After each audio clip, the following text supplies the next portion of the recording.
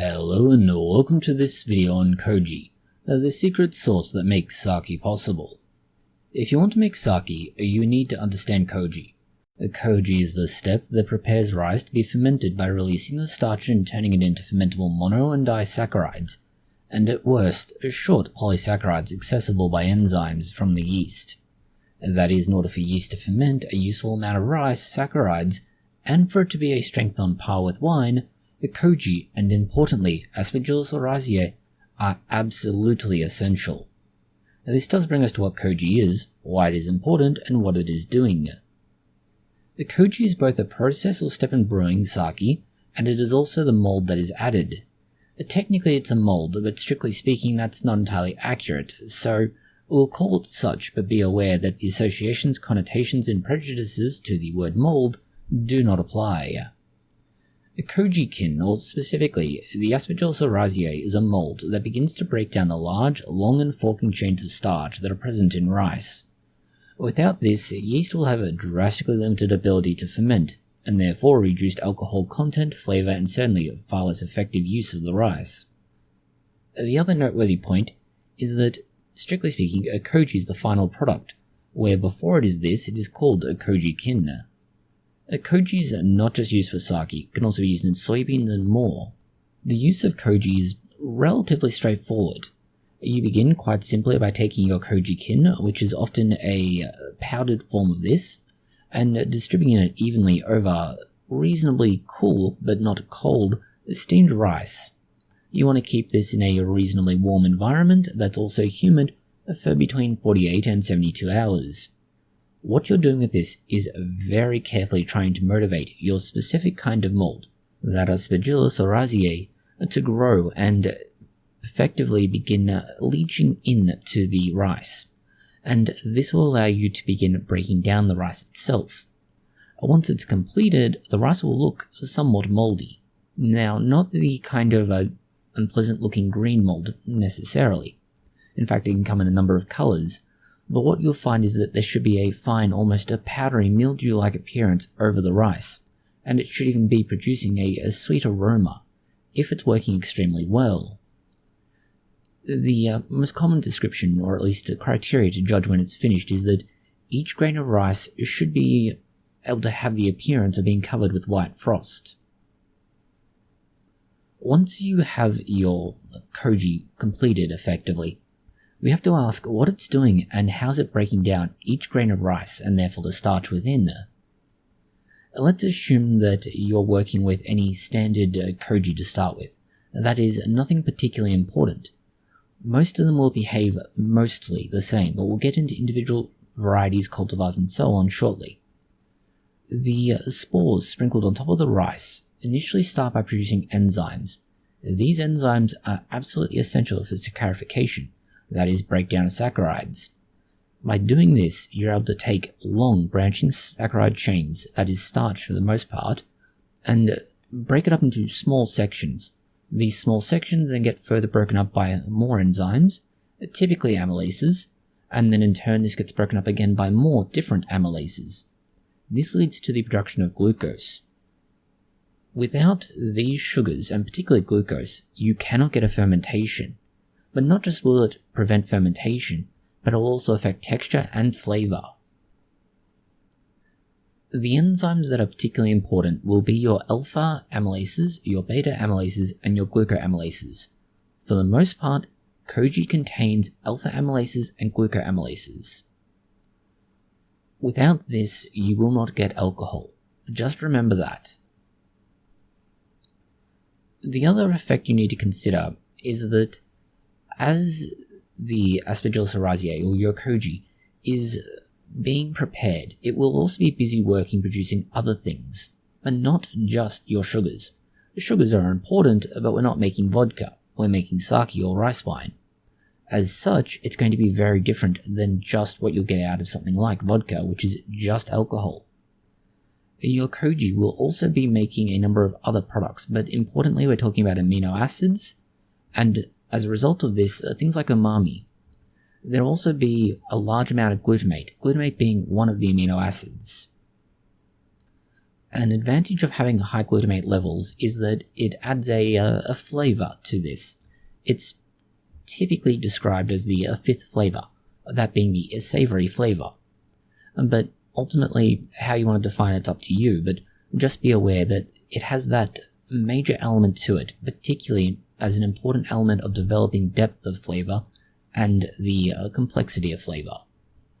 Not just are we looking at making things like glutamate, but there are larger proteins that are from the rice, and to a certain extent from the koji itself, but mostly from the rice at this point, and these get broken down and turned into individual amino acids. These in turn add flavors.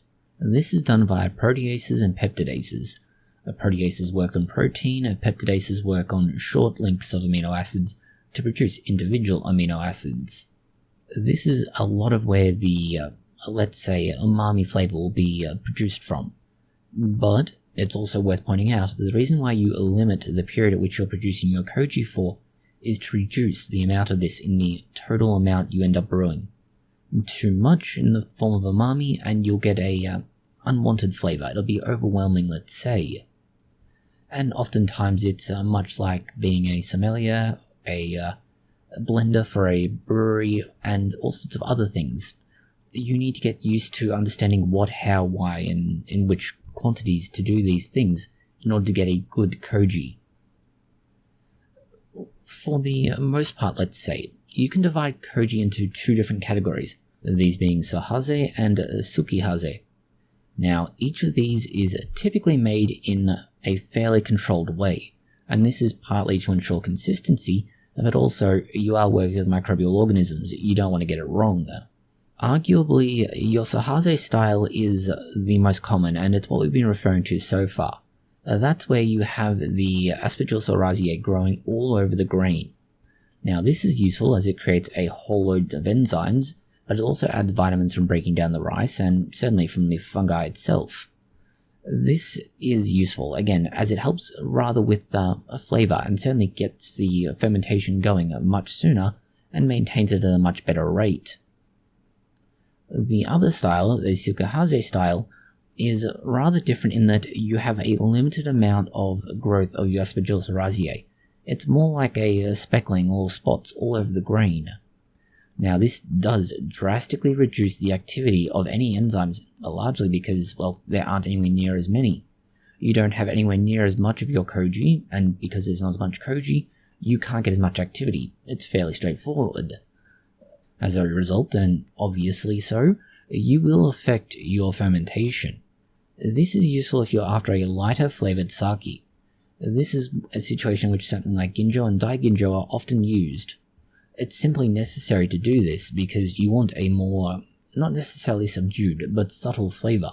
And the overwhelming flavor, and to a lesser extent, my products generated during the other approaches of sake making tend to be not as reliable, or at least too overwhelming. Now, there are different kinds of koji available. There are technically three we'll talk about in this video. The first is yellow koji, and this is your Aspergillus Oryzae. It is the most common kind used, and it's why I've been referring to it throughout this video. Now, strictly speaking, it's not the only kind, but it is the most common kind. It is a reliable enzyme producer, it will break down starches, and tends to make a reasonably straightforward flavor. We're not talking about anything overly complicated, but it's a good all-rounder. A white koji is another member of the Aspergillus family. It's Aspergillus koji. It's effectively a mutation of another kind of Aspergillus we'll get to shortly. It's mostly used for shochu fermentation, and it also produces citric acid that will help in lowering the pH of the fermentation. This is particularly useful as the lower the pH, technically speaking, the better the yeast can function, for a little bit longer anyway. This does effectively make it a little more reliable than yellow koji, because it prevents some of the spoiling of the sake, but it also has some of the more finicky requirements. Not so much in terms of what you're doing, but rather in what you're going to produce at the end. It tends to need a lot more care and experience before you can get it right. And the final form of koji that we have for you, it's called black koji, and properly called Aspergillus Oryzae. This is the precursor and the original source for Aspergillus Koji.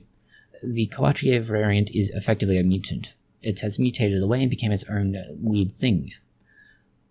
What is interesting about black Koji is that it was primarily used in Okinawa, and it was used to make a form of liquor there. Where with the white Koji, you typically got a modest amount of citric acid and a lowering of pH. Your black Koji takes that and runs with it to a very high extent. It can do several things as a result, one of which is it ensures your fermentation operates at a much higher temperature without problems. It won't spoil anywhere near as easily, but it will also have a much stronger flavor profile, and as a result, it's actually somewhat more difficult to handle. Not so much because the mold itself is a problem, rather, getting everything right with it does take time, experience, and knowledge, and certainly it's not for the beginner in most cases. This is how my Kojis are more than just the means of turning rice into fermentable sugars. The choice of Koji mold, the subtype, the duration, substrate, and more will add to complexity and the flavors of sake, and all of this is from the first step that uses less than 20% of the total rice used in sake brewing.